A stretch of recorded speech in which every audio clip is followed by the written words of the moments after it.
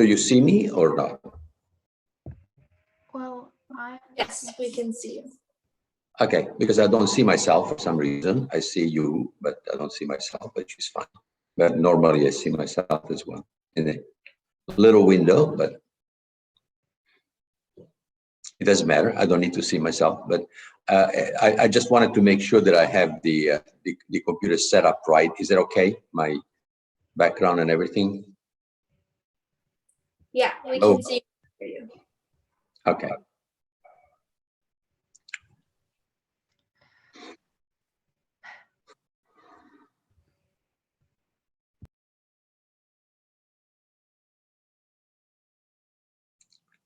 Hi, Alessandra. Sorry to create all this commotion here. no problem. It's fine.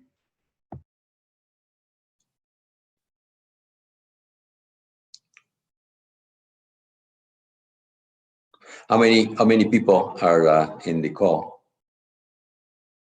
So far, we have 11 people. How many? 11, but more people. Yeah. Okay.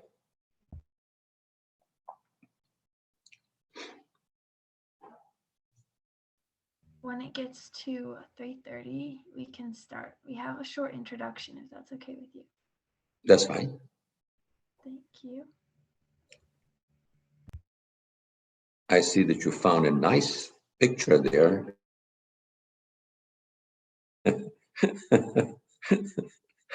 That's good.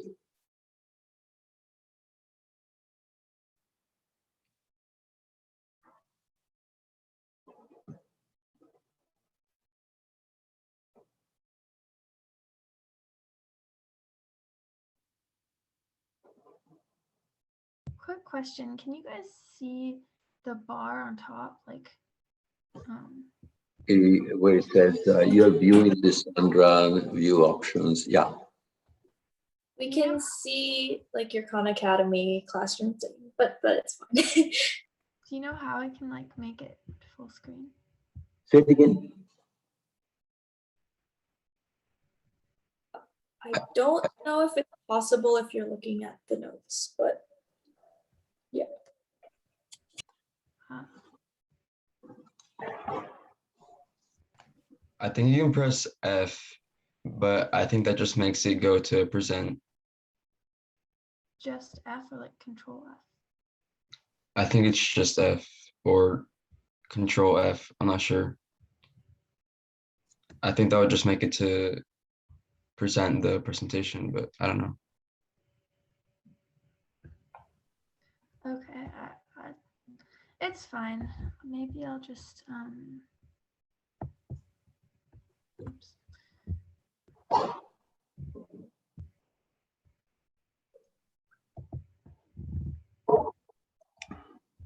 Leave it like this.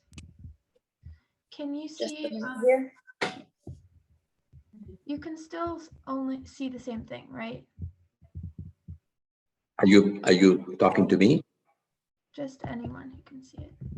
Yeah, I we can can still see see you. I can see the slide that you're sharing there. Okay, great.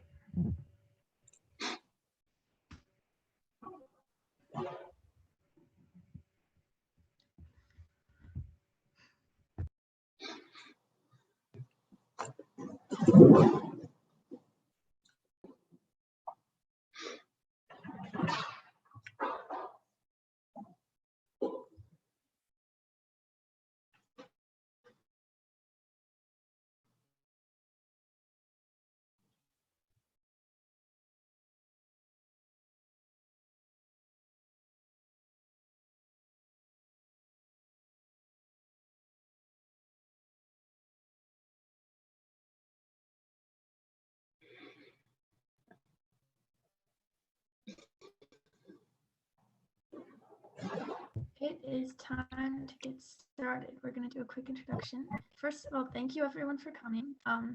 This is the talk with Federico Faggin, conscious computers. Before we have our introduction, we have a small announcement to make about the science fair. just a reminder that science fair entries are due Monday, April 19th, which is coming up. So don't forget to submit your entries if you haven't already. So now, these are probably devices you use every day, especially now with COVID-19. But what makes them so accessible to the public?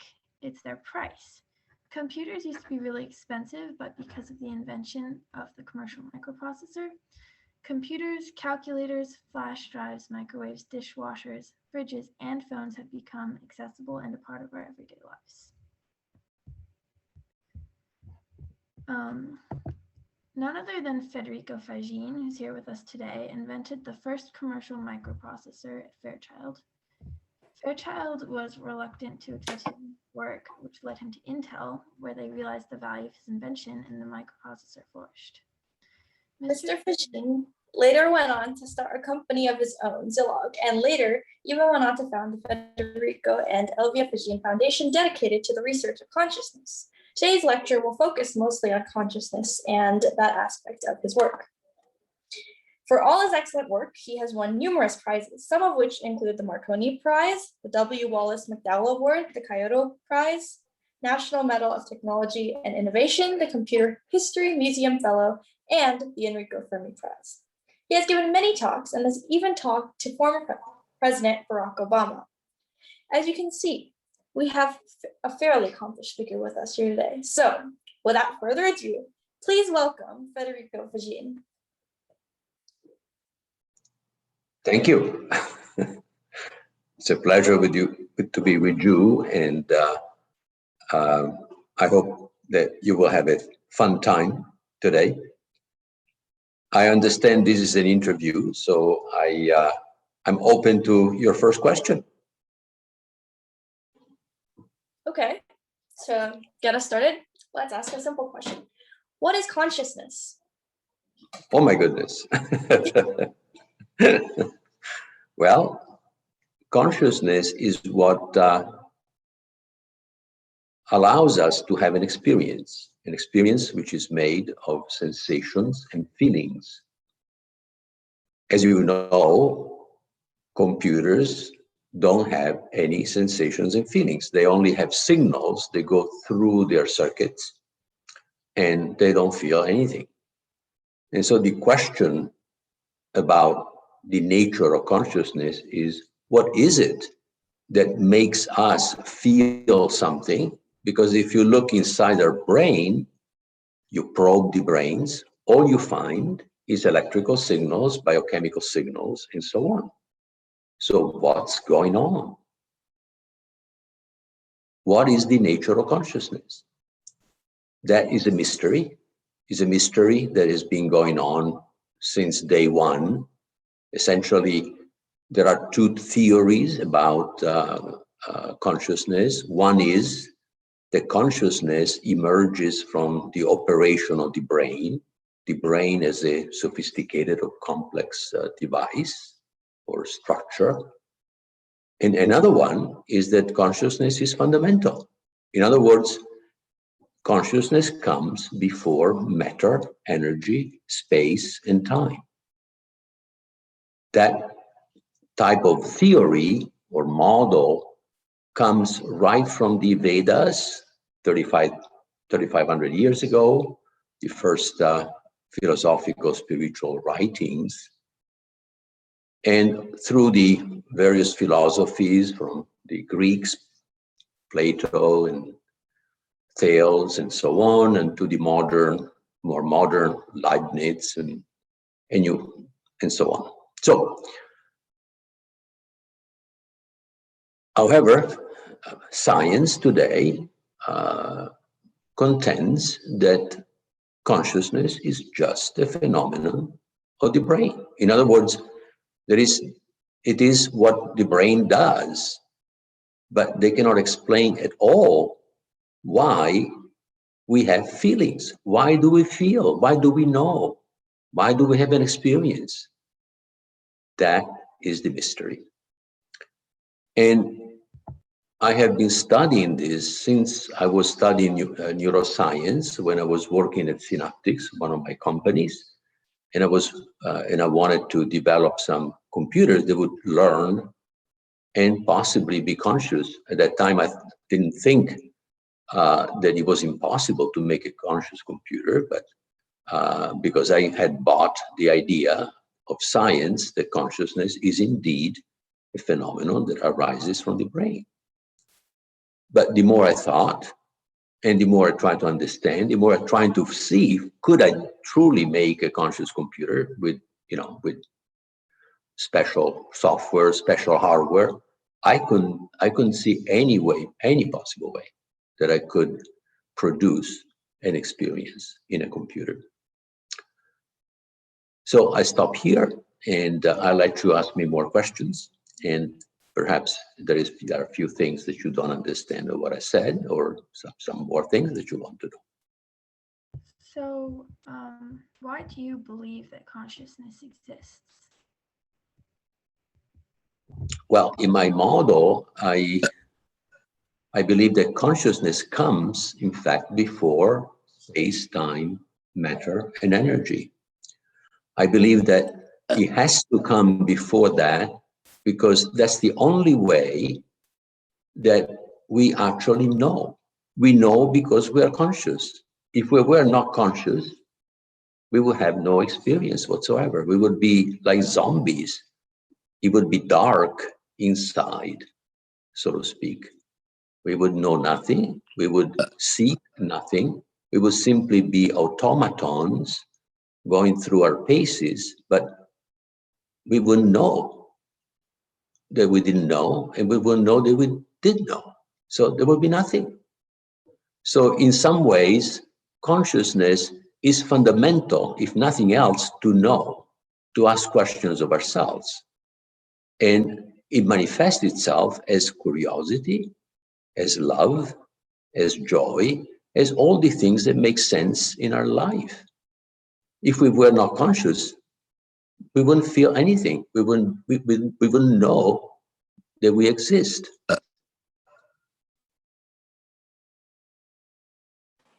So what do you think consciousness is made of then? But consciousness is not a thing, so it is not made of anything that is sort of recognizable in our physical universe. But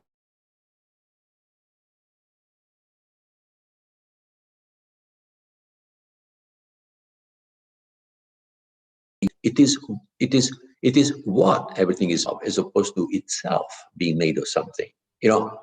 Because the moment that you say, what is something made of? Well, then what is that made of? And then you keep on going backward, and you have it is impossible to go to the end of it. So there's got to be something of which everything is made. And there's something of which everything is made is what we know as energy in physics. Energy is also matter. Energy is also information. And energy is what moves things, what animates things. And space and time are connected to energy in a very deep way.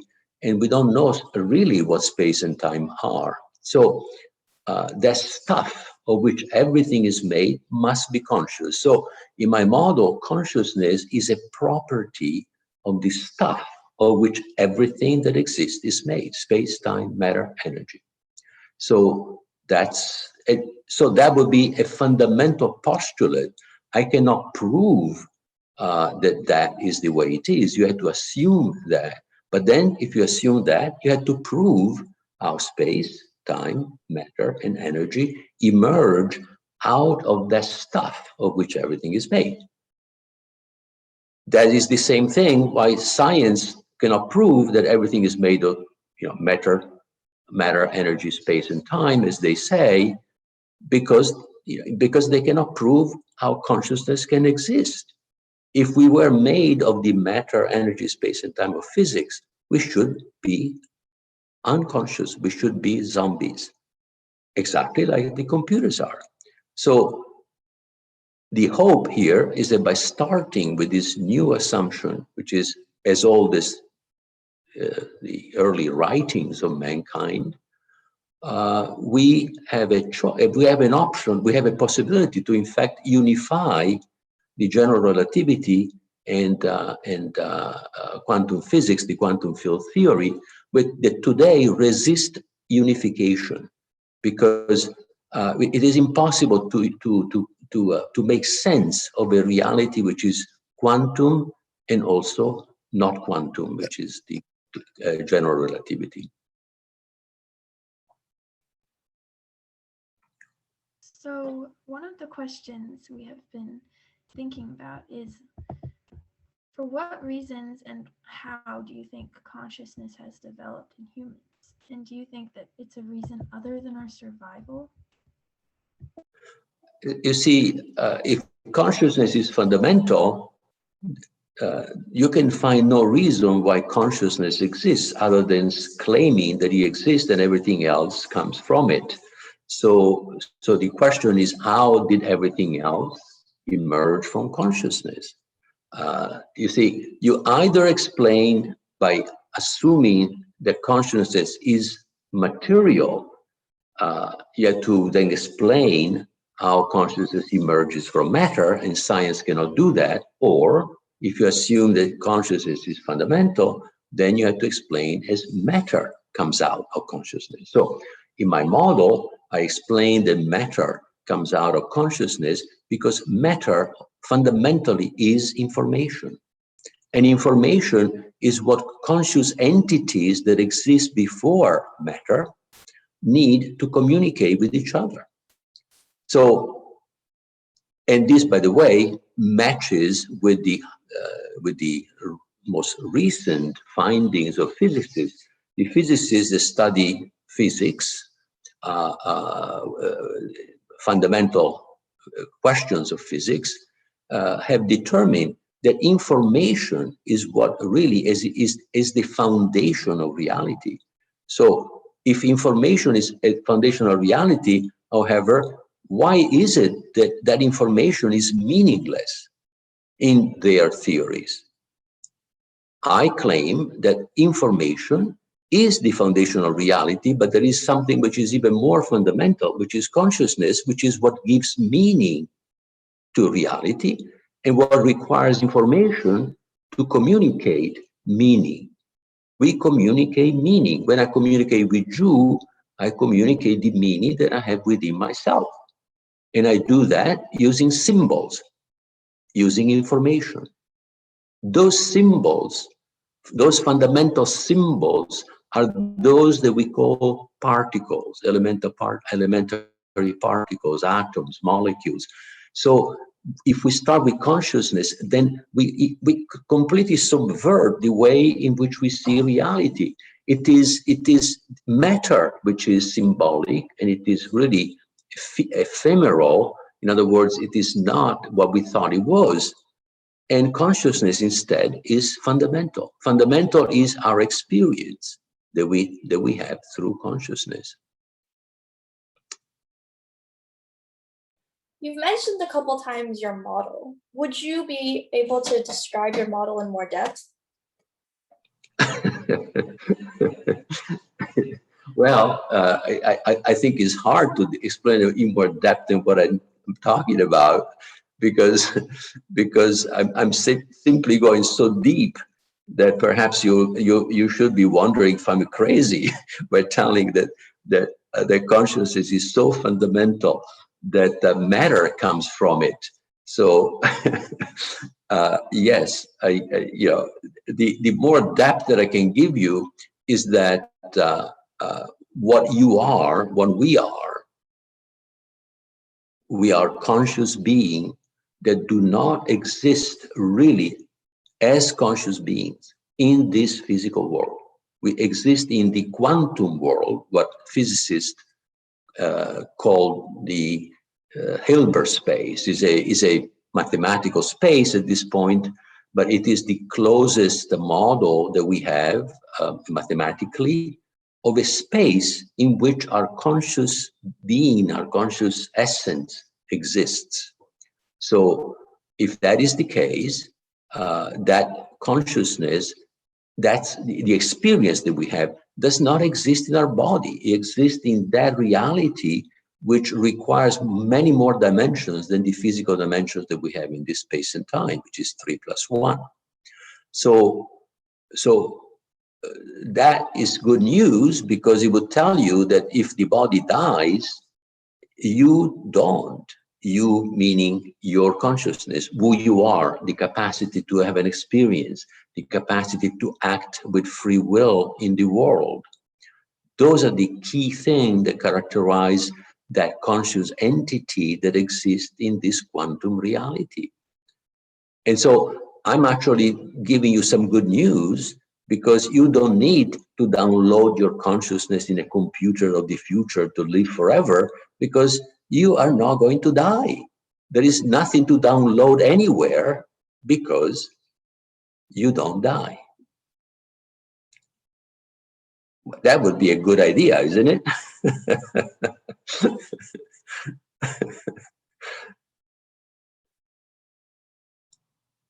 Unless you want to die. Unless you want to die, in which case, well, you know, that's your problem. I don't. One other question we had is, when you dream, is that part of your consciousness? Of course, when you dream, you know, you have an experience, right? In fact, it is dreams. It is extraordinary experiences of consciousness that tell you, they give you hints that our consciousness cannot be a phenomenon in space and time as we understand it. Where is the space and time in your dream? You're not moving, you're not running, you're not flying, you're not doing any of the things that you do in a dream when you dream. But how can you have an experience when you dream if your eyes are closed and everything is shut down in your body? How is that possible?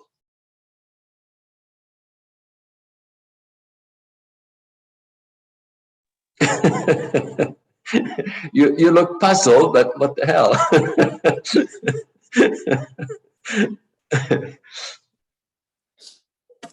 There is this book, Michio Kaku writes, he's a string theorist, in which he talks about uploading your consciousness to a beam of light and sending it to other galaxies and stars. What are your thoughts on this? Well, it sounds pretty radical, but also what I'm saying sounds pretty radical. But actually, to my understanding, what was that? My understanding, I would have to read what Mikio Kaku said to really understand better what he's talking about, because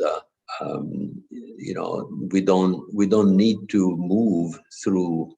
I mean, if our consciousness is what I'm saying, our consciousness doesn't need to move through a beam of light.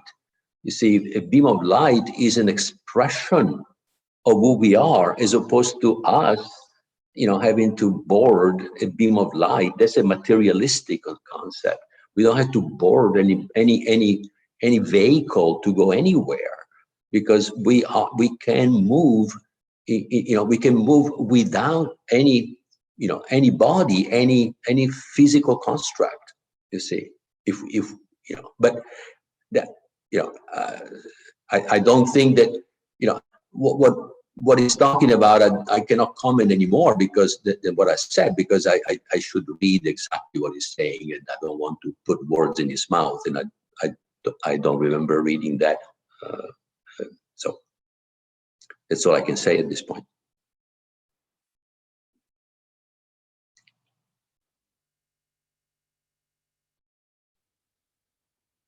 What would you describe? We have watched some of your lectures in which you described something called cognitive space. Yeah. How would you describe that to us, and why doesn't time exist in it? Yeah, that what I call cognitive space is this space of experience, which is this quantum space or quantum reality that I was talking earlier. So it is the cognitive space is this space in which you have sensations and feelings that bring that give you cognition of where you are, who you are, what is your experience. And that is not the space and time in which we exist, in which our body exists. For example, you know, today you probably have heard that people, the scientists are trying to develop quantum computers, right? Have you heard of that? Quantum computers, okay.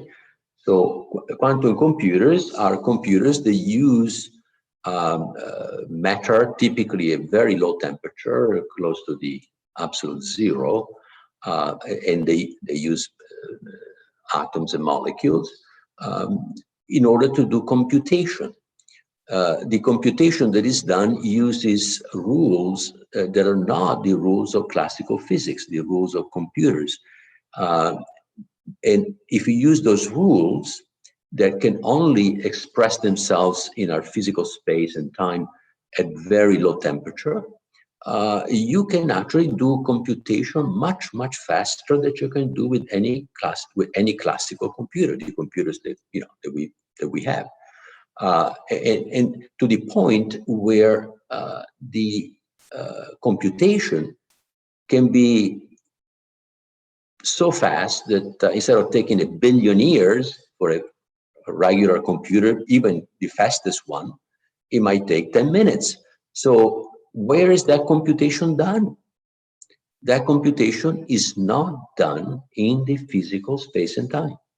It is done somewhere else in the quantum reality, the same quantum realities which before we called cognitive space.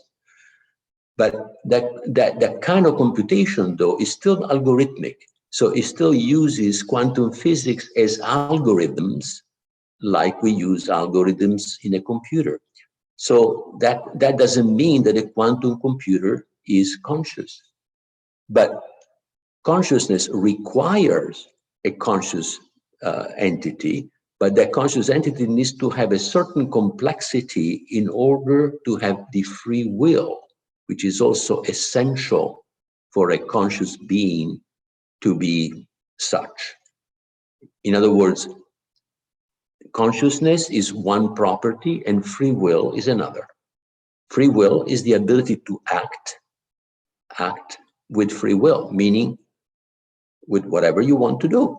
Now, that doesn't mean that we can do whatever we want to do if we are embodied and we control a body, a physical body. In that case, we are limited by the laws of physics that the body needs to obey.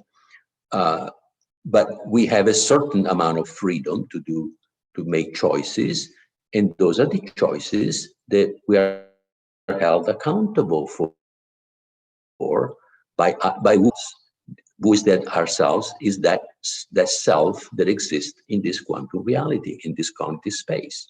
So we have, we are here to have an experience, to learn about who we are, to learn about how to deal with each other, how to be compassionate, how to do what's good for everybody. That's the idea. Now, this again is not a theorem of any, but it is a postulate that we're here to know ourselves and to learn to be who we are. But it is a necessary postulate in a sense, because if we want to explain things, because it is really an internal. It is something that you have to believe or not, as opposed to be something that has consequences, direct consequences. In other words, you don't need to have that postulate to find out whether what I'm talking about is correct at the level of a physical experiments. But the postulates that our consciousness is fundamental is fundamental also to understand to understand that there is meaning and purpose in the universe, because otherwise, why would consciousness exist if there were no meaning and purpose? Physics today essentially says that there is no meaning and purpose in the universe. They don't say it explicitly. Some physicists do, but Normally they don't, because it's not a good thing to say. You know, that we live in a universe without meaning and purpose. But in fact, that's the consequences of the way of the postulates of physics. I mean, there is no rhyme and reason to the universe, and you know, we simply are a fluke of chance in a universe that is basically ruled by laws of physics, which are impersonal and have no meaning and purpose.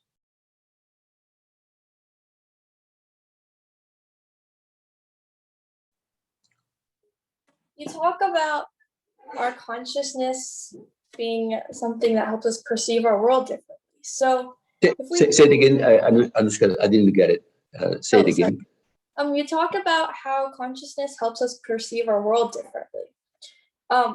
And so if we had a different consciousness, would we understand the world differently, or would we see different laws of physics?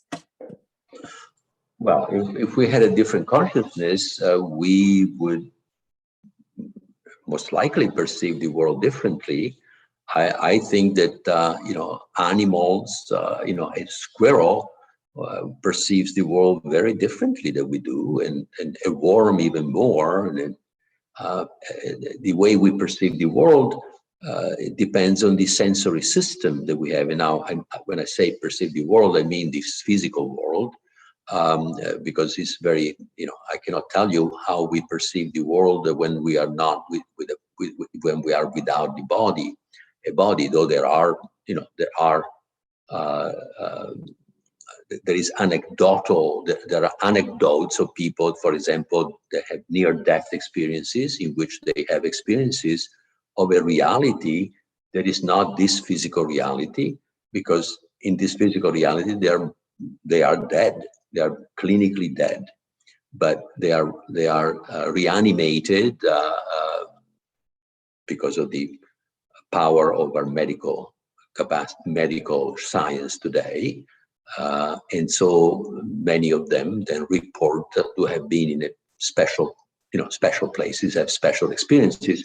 And so we have this type of evidence that, you know, that there is something beyond the physical death of the body, but, you know, it's not admissible today by scientists as evidence that there is life after death. But as I said, there are tens of thousands, actually hundreds of thousands of reports of people that have died and that had experiences, like, first of all, the experiences themselves above, you know, on the ceiling of the operating room where they were, looking down and seeing that they were operated on. You know, later they recognized the doctors that were operating, and they described correctly what was done in their body. But then they found themselves in a different environment where they met people that were already dead, and this environment was full of a special kind of light. And they described this light and described the feelings that are feelings of peace, feelings of love and joy, and so on. And if to the point that they wouldn't want to come back, but then I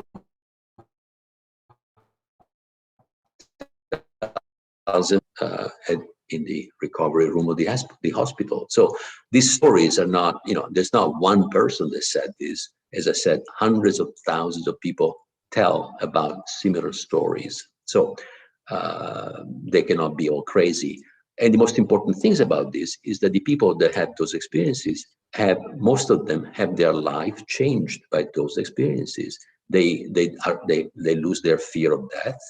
They have a sense of purpose that they didn't have before, and essentially they live better than before. So how can an experience that occurs in a brain that shouldn't experience anything because it had no electrical activity, a heart that was stopped, how is that possible?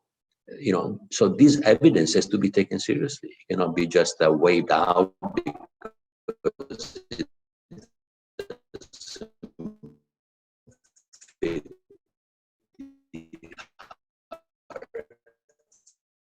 now So Anushka, you need to repeat the question if you want the answer.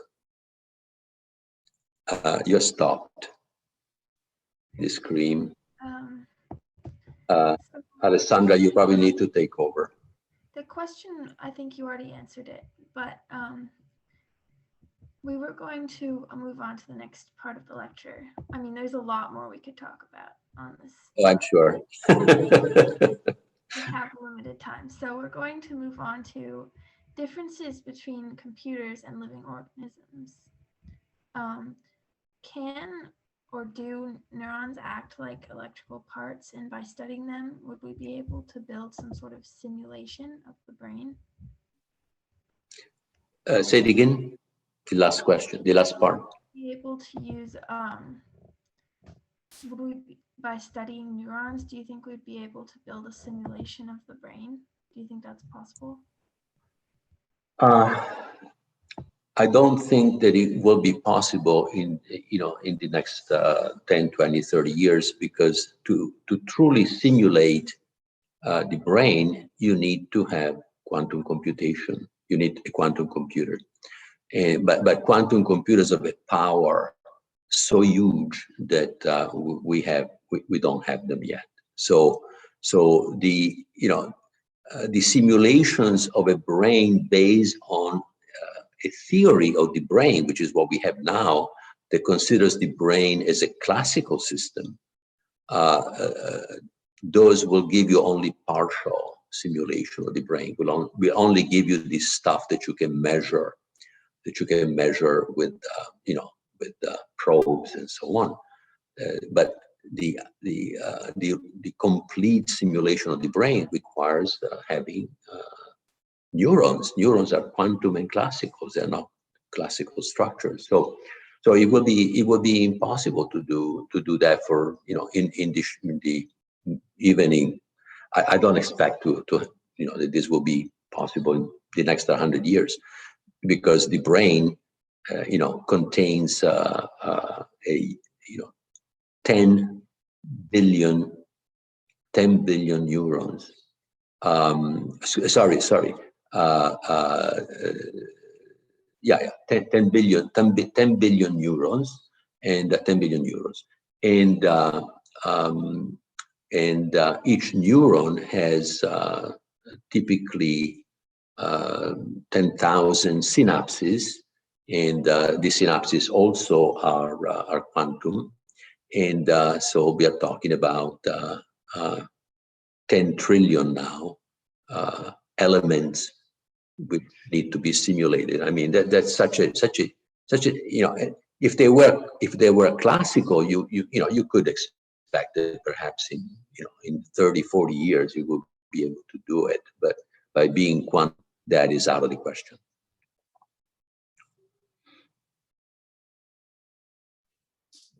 Okay, so what is the distinction between a human brain and an arbitrarily physical, accurate quantum computer simulation of it?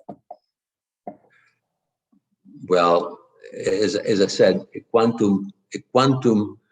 the best quantum simulation of the brain is the brain itself operating.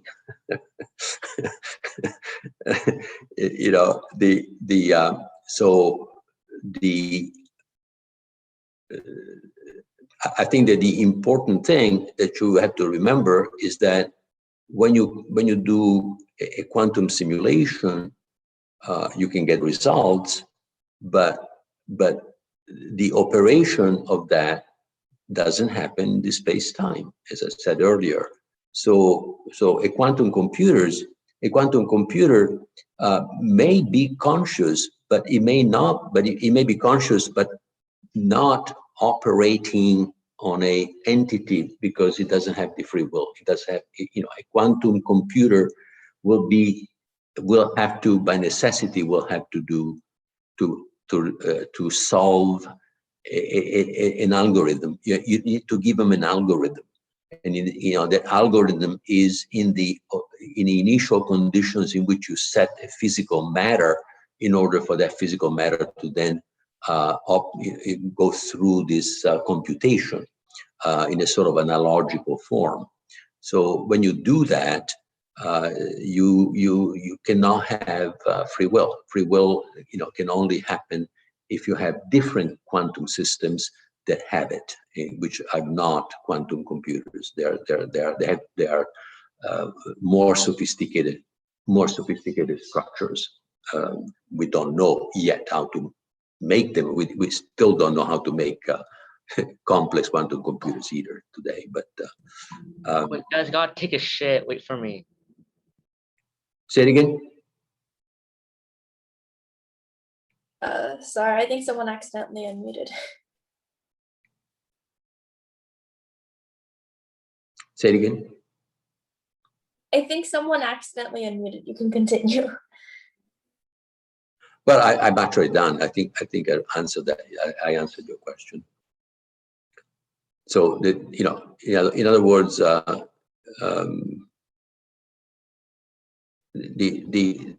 simulation. See, we have this idea that the simulation of something is like what you simulate. I mean, the simulation. What you simulate is only a theory of reality. You don't simulate reality. A computer does not simulate reality. It does the simulation of a theory of reality. And a theory of reality is a bunch of algorithms, and that theory of reality is not reality. So a simulation of reality is 2 degrees of distance between reality, because you simulate a theory of reality, and a theory of reality is not reality. What you simulate is an equation. To simulate, you need an algorithm, right? That algorithm is your idea about reality, but your idea about reality doesn't necessarily make it real. Doesn't necessarily make it real, right? Most people think that a theory of reality is reality. Well, sorry about it, but reality is not equal a theory of reality. If our theory of reality was reality, we can close the doors of physics, because we already done it. We already have a theory of reality. We're done. Great. But we don't. Every year we find something new. We had a theory of reality called the standard model of physics. It was completed in the mid-70s. And then since then, we have discovered that our matter, our energy that we thought was 100%, now it is only 5% of the total, because there is dark matter, which is about 25% of the matter, which is not the matter that we know. And there is dark energy, which is 70% of the matter, of the energy of the universe, but that we didn't know existed, in 75. So that tells you how much we know. Don't expect that your lifetime that there will be a final theory that tells us everything that exists in the world, because the world will always surprise you, because reality is creative. Reality is creative. We are creative. We are not predictable. A computer is predictable, unless it has inputs that we give them and so on and so forth. But the computer per se, if it runs an algorithm, is deterministic and predictable. We are not.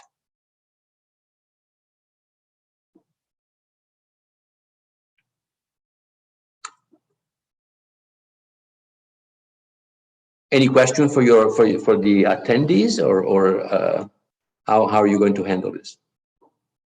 We do have a couple questions in chat.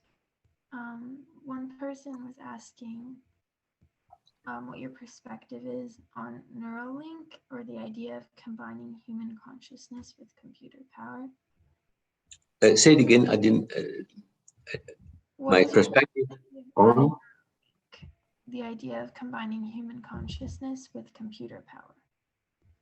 Oh, well, that's a good combination. It is complementary. In other words, we are complementary to our machines, right? A computer has what I call mechanical intelligence. Mechanical intelligence is algorithmic intelligence. That algorithmic intelligence can be much, much faster than us solving that algorithm. Already, you know, we have computers that do gazillions of multiplications a second, when you and I probably take 5 minutes to do a long multiplication, right? So, so that's, you know, already computers are orders and orders of magnitude faster than we are at doing stuff that is kind of boring and difficult. Difficult, not difficult conceptually, but boring and you know, and onerous for us to do. But we have comprehension. We understand. Computers don't understand anything. They just go through the paces. Whatever the algorithm tells them to do, that's what they do.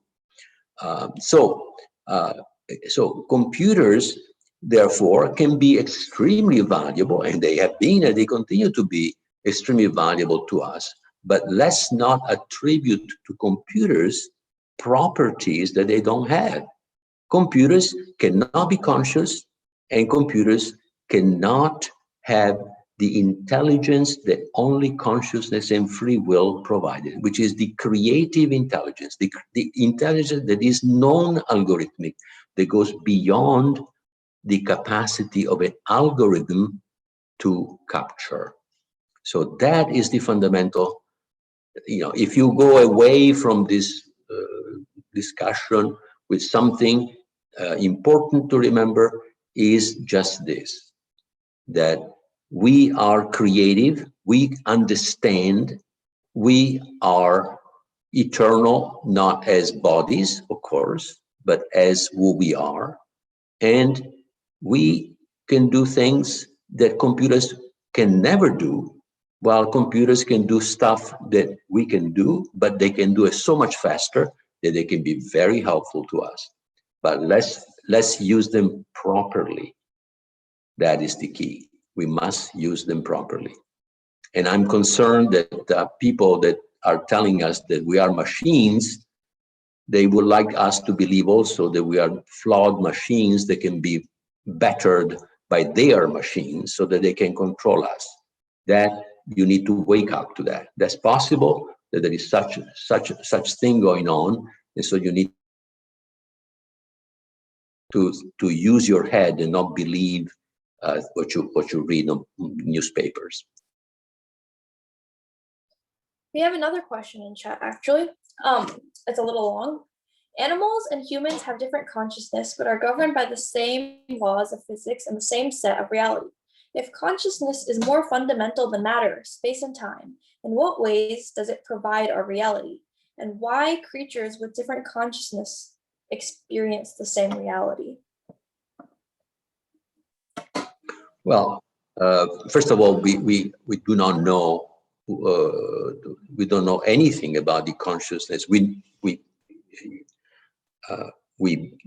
Some of us believe that animals have consciousness. I certainly believe animals have consciousness, but 30 years ago that was questioned, and 100 years ago it was actually denied that animals have consciousness by most scientists. So animals have consciousness, but we have no idea of what they feel. How do they perceive reality? In fact, I have no idea how you, Anushka, perceive reality, and you have no idea how I do, because consciousness is private. It is private, means you do not have access to my consciousness, and I don't have access to your consciousness. That's why it has to be quantum. If I were a computer, you could download my bits and read it. That's why a computer cannot be conscious. That is because a computer, a bit is readable. A quantum bit, a qubit, is not readable. It is unclonable. That's the sort of the scientific term. It cannot be cloned. It cannot be copied. When you try to read a qubit, a quantum bit, all you get is a classical bit. You get a 0 or a 1. But the qubit is an infinity of states, an infinity of possibilities. So our experience is made of qubits. What is the qubits is the informational aspects of our experience, but the experience is the inner side, if you want, of that qubit, is what the qubit what the system that is made of, that has those qubits experience. So it is, the experience is the inside of information, of quantum information. And in classical physics, there is no inside. It's all outside. It's all, it's all measurable stuff. It's all outer reality. There is no inner reality in the classical world.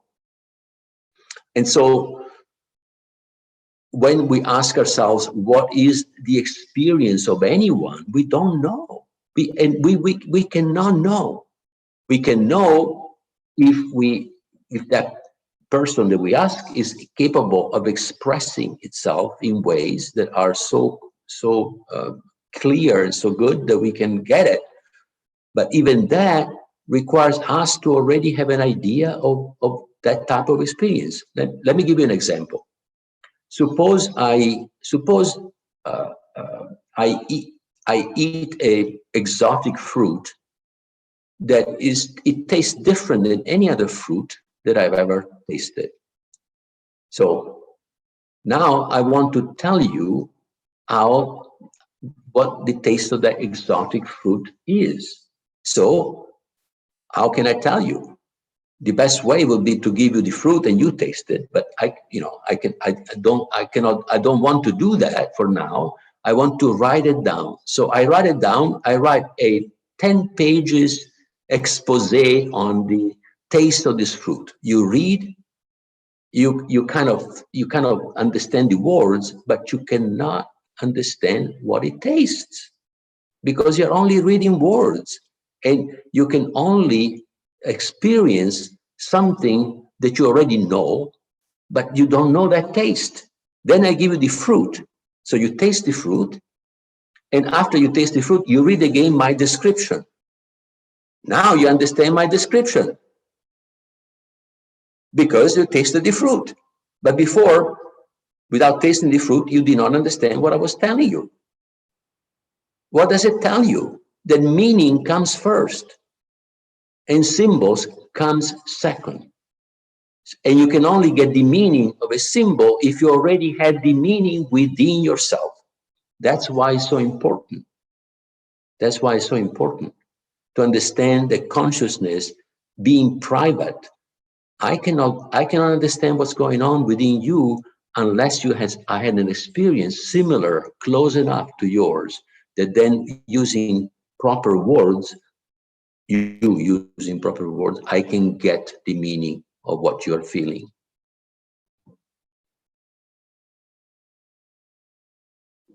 Okay, so adding on to everything you've talked about, why can't robots and computers be conscious?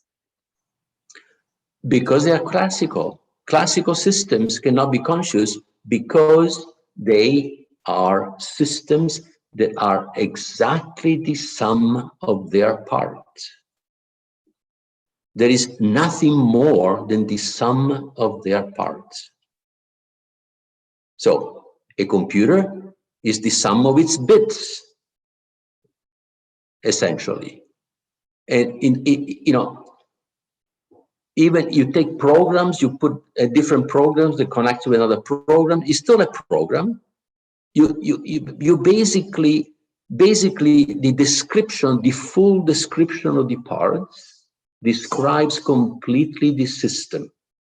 Therefore, there is no system per se that can do anything, because the system is just we see an object and we attribute agency to that object, but that object is only the sum of its parts. There is nothing called system that is more than the sum of the parts. We are more than the sum of our parts, and our parts are cells, are not transistors. And each cell of our body has the genome out of which we came, of the egg, the fertilized egg, which is the beginning of our life. So each of our parts knows within itself, knows the entire genome of who we are, knows who we are. In other words, each part of us has the whole inside of it. A transistor doesn't have the whole of the computer inside of it, but we do. You see how different life is to a computer? A transistor is just two wires touching or not touching each other. It's very fast in touching, closing and opening the switch. And that's it. That's all it does. And through transistors opening and closing, we can create machines that can do amazing things. But a transistor doesn't have the blueprints of the entire computer and the program that runs in the computer. We do.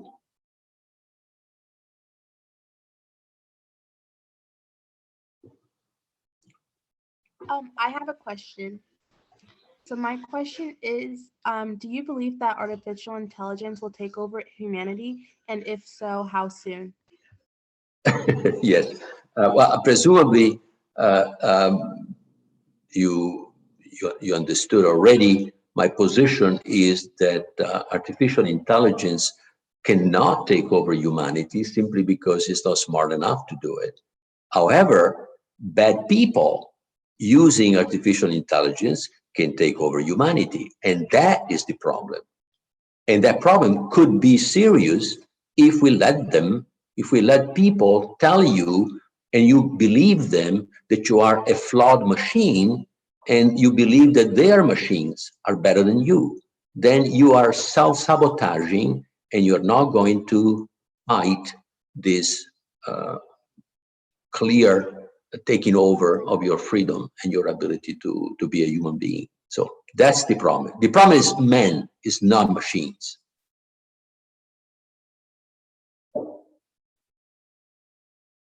So it will never, if it happens soon, it's too bad, but it will not happen because the machines are smarter than us. So in classical mechanics, a system that behaves with the rules of classical mechanics is still not deterministic if it's complex enough. So how can we know for sure that the brain isn't working using classical mechanics and that it's just too complex for us to understand?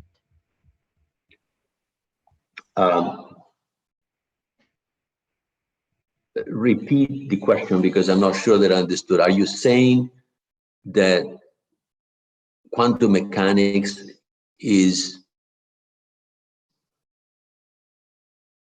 difficult for us to understand? I'm not sure. Repeat the question, please. I'm just saying that because a system that is complex enough, even if it works using the rules of classical mechanics, is still not deterministic. So how do we know when something is quantum mechanics and when it's just too complex? Okay, let me take a step back and make sure that it's clear the distinction. You have not studied presumably quantum mechanics. You heard about it, but not studied. About it. What? I've learned a bit about it, but I mean, I haven't had the time to study it in depth. Okay, so a classical physics is basically the physics of aggregates of atoms and molecules. So, in other words, when you have many atoms and molecules interacting, then you can average out the quantum behavior, and you end up with laws which are statistical laws based on quantum physics, quantum mechanics.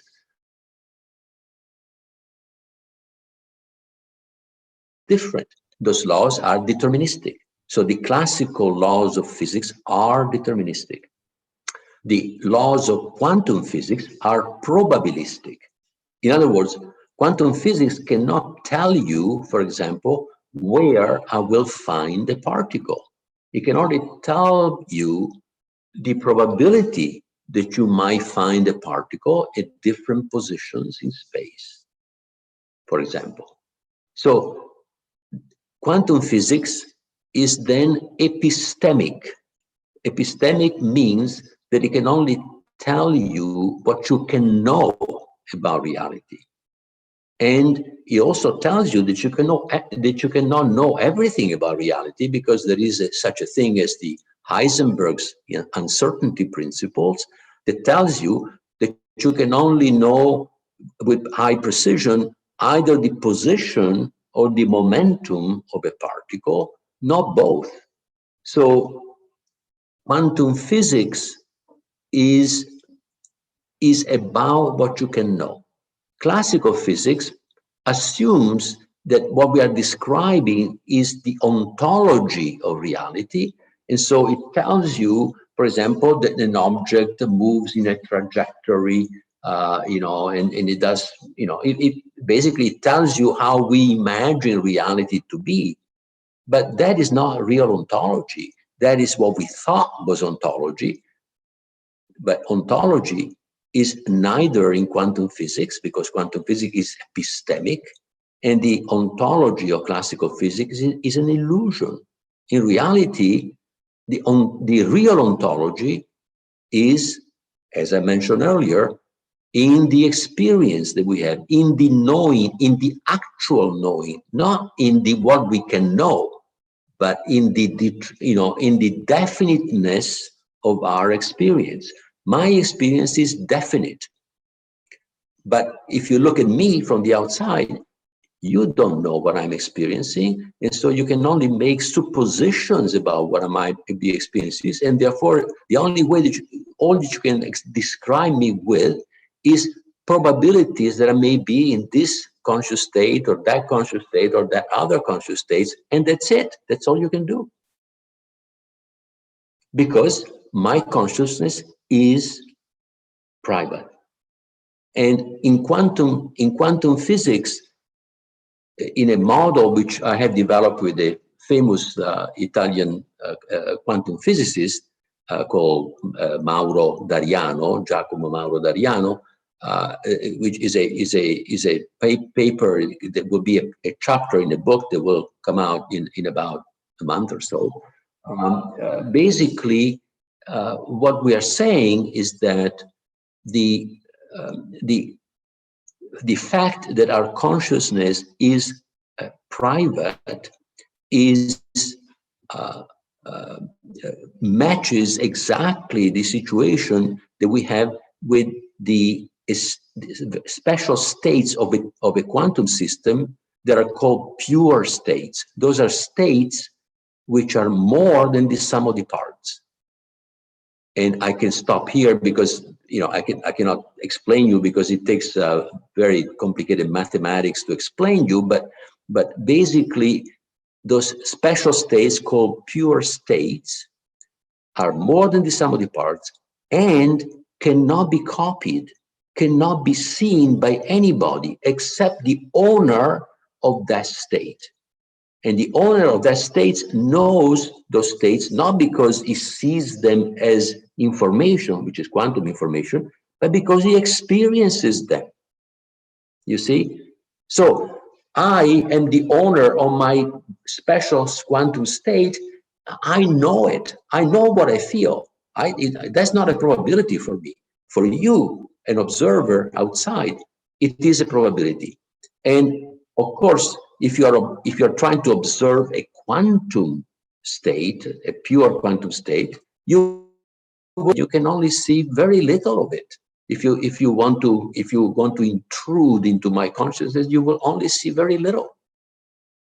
So that's why computers can never be conscious, because computers they don't have the privacy of consciousness that we know we have. Nobody can actually know your experience. That is you know, that is falsifies the idea that classical computers can be conscious, because for classical computers to be conscious, you should not be able to know their consciousness, their experience. But you do, because their experience is just the bits in the memory. And those are copyable. You see? So there is nothing secret in a computer, in a classical computer. But our experience is secret. I only have my experience, and you cannot know it. You can only know what I tell you about my experience. And that's a fact. Nobody, no, you know, if somebody tells you, oh, I know what you feel. No, you don't. You pretend to know, or you make it up, but you don't. So that's very, very important.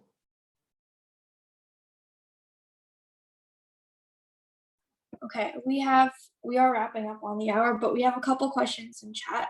One of them is if consciousness is completely closed and private, then what constructs the nature of human communication and trust? If the conscience is closed and private, what? Again, repeat, please. Then what constructs the nature of human communication and trust? Oh, so you have to, you know, you have to, if I tell you, this is what I feel, okay, you have to believe me, right? And first of all, what I can tell you about the way I feel is only what I can tell you through words, through whatever other symbols I have in my disposal, but we normally use words, right?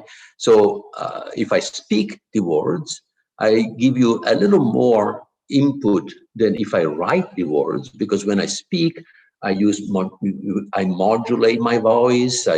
You can also see me, and and I convey other informations about the way I feel that I don't convey if I give you a piece of paper with the description of the same words that I'm going to speak. So whatever I can tell you is a very little, a very small amount of what I actually experience. You know, the key to an experience, first of all, what I experience, as you know, is continuously changes. You know, we have a very dynamic inner life, and anything that we experience keeps on moving and changing and so on. And so you cannot stop your flow of experience. By the way, that's also what matches a quantum description of experience. Because in a computer, you can stop everything. I mean, you can stop and examine every bit and know everything. Not with your experience. Not even you can do that, because the experience keeps on changing.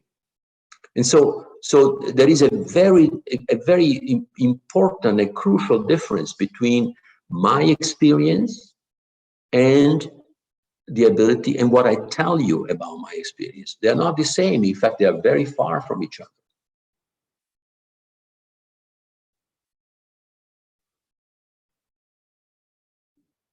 We have another question in chat. This is about your microprocessors, not about consciousness, but dealing with your work on microprocessors, when working on the Intel 4004, how much of an inspiration was the Z series made by Konrad Zuse, the foundation for it? What advancement do you expect to occur within the next decade? Okay, so the Konrad Zuse Z3, which is the first computer, a programmable computer using relays. I didn't know it existed until much later.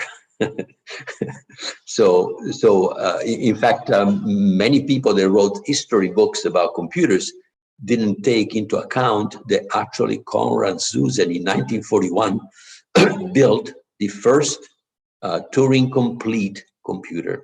programmable computer, using as many relays as I used transistors in the 4004.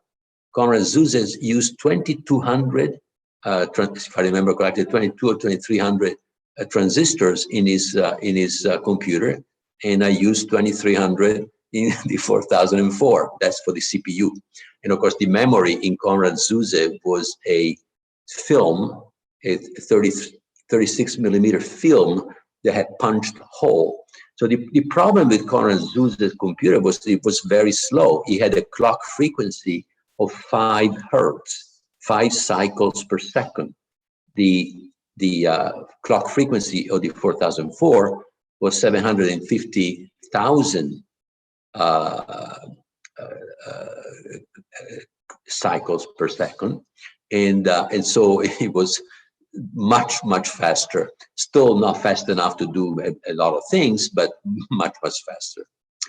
As to what will happen in the next 10 years for computers, of course, the computers will continue to grow in power and so on, in capacity of computation, but not as fast as they have in the past. In fact, we are getting close to the end of the line in reducing the size of the transistors, which are the fundamental components of a computer.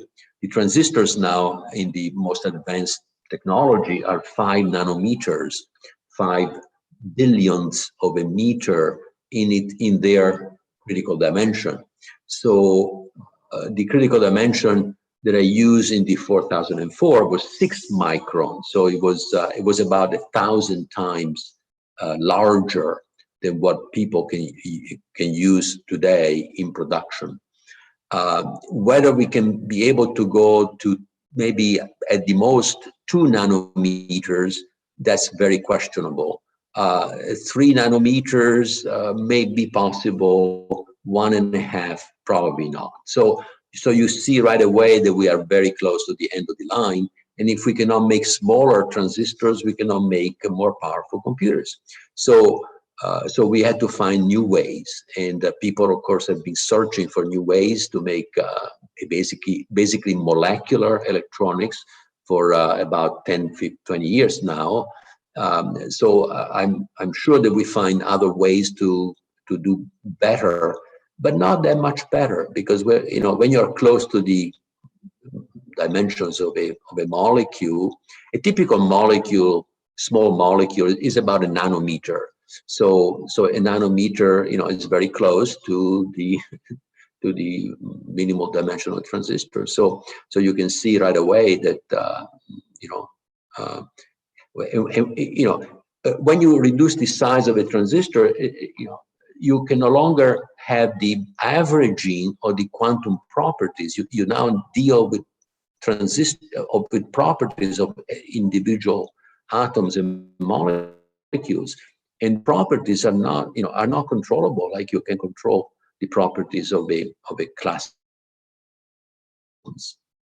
So that's where we are, and I think that eventually we will have to learn to make computers using biology, but this will take probably 10, 20, 30 years. I mean, actually 20, 30 years before we begin to figure out how to do it.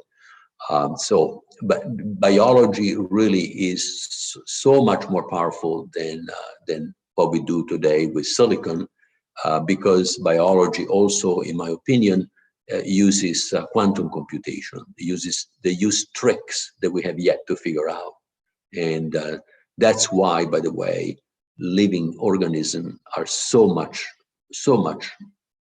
more powerful than computers.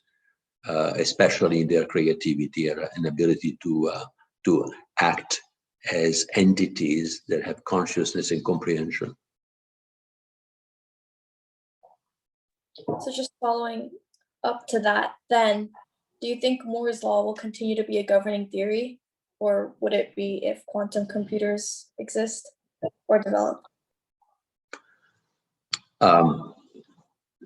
Sorry, but you need to speak a little slower so that I can understand. Sorry. Do you think Moore's law will continue to be a governing theory for the development of computers? And might it be if quantum computers do well? Okay, so Moore's law is essentially what I just said now, that we can make ever smaller transistors, and Moore's law is at the end of the run, because we are at 5 nanometers, and I think that by the time we get to 1.5 to 2 nanometers, that's it.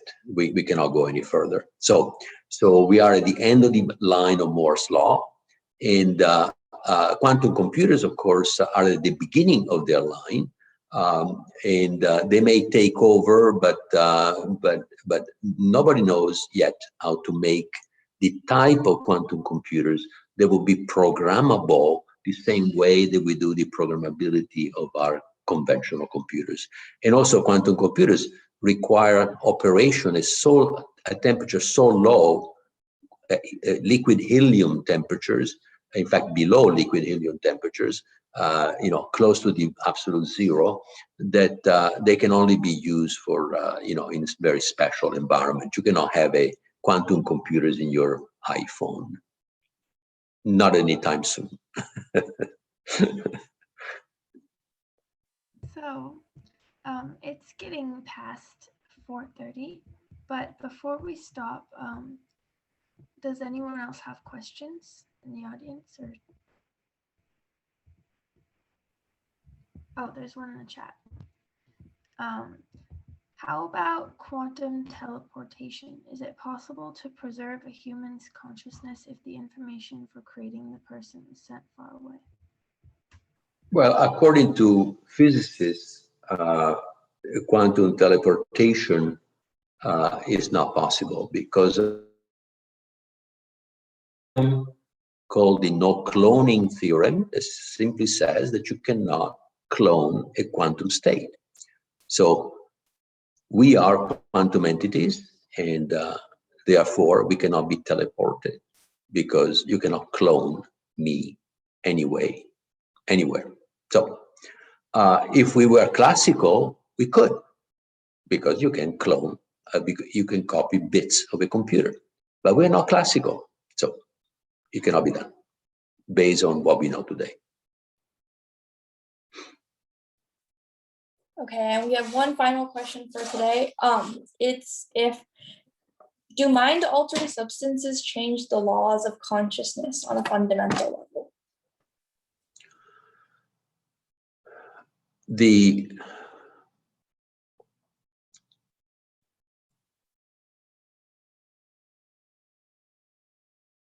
Any kind of substance that would change the operation of the brain would change somehow your consciousness a little bit.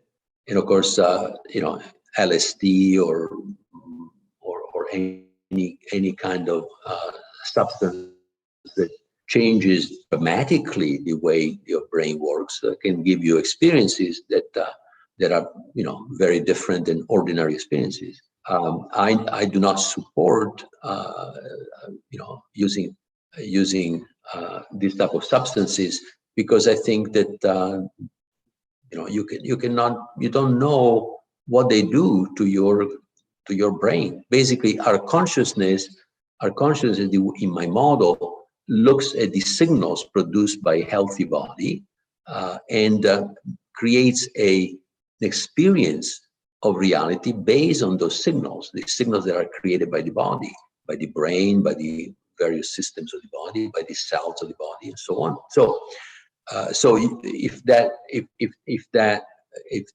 body is in good order, healthy, and then that experience is veridical with what is going on within you. But if you alter with substances the operation of the brain in particular, what you see is not, is unrelated to reality, and so you don't know whether that is, you don't know what you are experiencing, and you cannot make conclusions that are because unless you know exactly what those substances do to your brain, and right now we don't know what they do to your brain. So.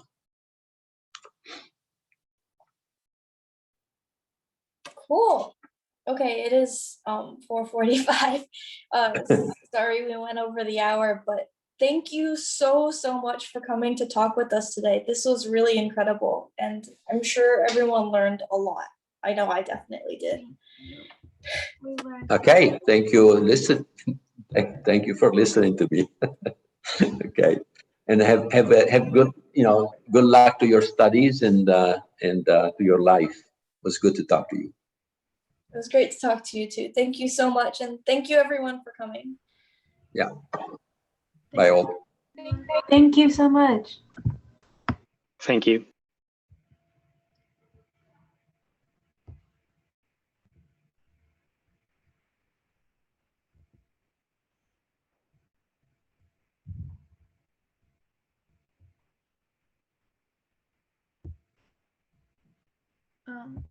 Anushka, why are there 3 of you? Okay, so I joined on my phone. My internet's unstable, so I joined on my phone so that if my internet stopped working, I could listen on my phone. And then I have it on my computer so I can record it from the computer. But now stopped working, so I can't stop recording, which is really annoying. Okay, I don't know. I don't know how to stop it now. Here, maybe if I leave from my phone. See? No. Honestly, I don't know. We have 5 new messages, but I can't see any of them. Oh shoot. Felipe? Are you there?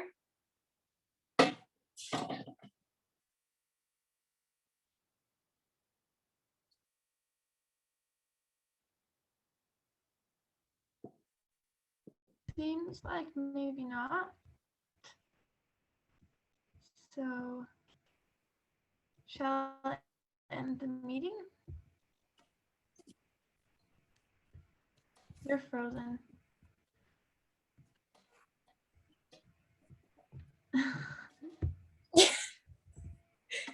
Okay, bye, Felipe.